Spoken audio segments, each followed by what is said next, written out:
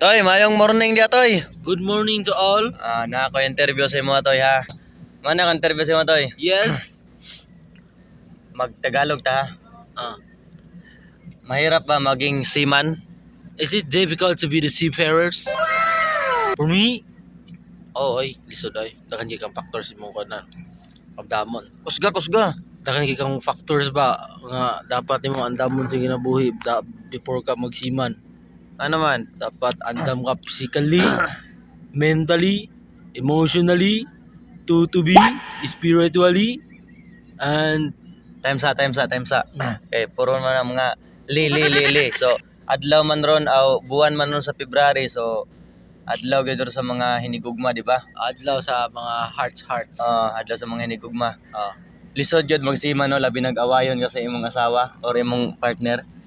Lisod kayo kay Liyo, labi na ang inyong love Labi na- language kay kuan physical touch. Labi nag-LDR ha. Di arsas kung mag-away lagi lisura lagi. Lisod ya. Lisod kay isuyo ah. Mana lisod gyud.